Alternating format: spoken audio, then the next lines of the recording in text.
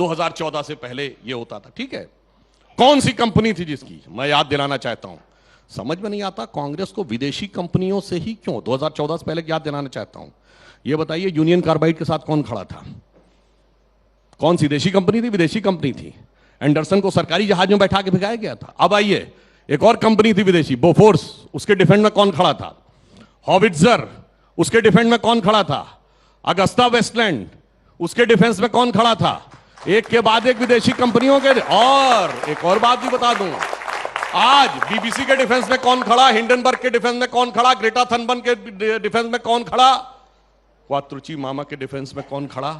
और इतना ही नहीं, आप में से शायद बहुत लोगों को नहीं ध्यान हो कि श्री राहुल गांधी जी भी एक ब्रिटिश कंपनी में डायरेक्टर रहे हैं 2003 से 9 तक। कंपनी का नाम है बैकऑप्स, और वो एक विदेशी कंपनी में कंसल्टेंट भी रहे हैं। मॉनिटर नाम था, जो बंद हो गई।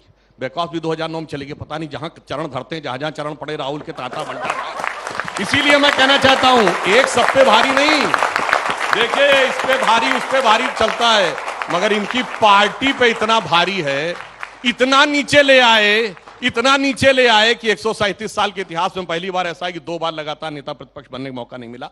उसका कारण क्या है? भ्रष्टाचार का कोई भी विषय हो। अब बिल्कुल एक सीरियस बात कहता हूं, सुप्रीम कोर्ट के जुरिस्प्रूडेंस पे भरोसा नहीं है, नेताओं के जुरिस्प्रूडेंस पे भरोसा है। क्वेश्चन आउटसोर्स करने की आदत है, एंकर से हो या 7 समुंदर पार से, हमेशा इनको आउटसोर्स करना है। और दूसरी बात, अब इन्होंने कहा कि संसद नहीं चलने दे रहे हैं। चलिए इस विषय पे कहेंगे हम राहुल गांधी के माफी की मांग कर रहे हैं इसलिए नहीं चल रही। बताइए पिछले 4 संसद के सत्र याद करिए, पिछले सत्र में पेगासस का मुद्दा आ जाएगा। ठीक संसद सत्र शुरू होने से 5-7 दिन पहले विदेश में एक रिपोर्ट छपती है, किसान आंदोलन चलेगा, ग्रेटा थनबर्ग एक बोल देंगे, उस पर संसद में बवाल होगा।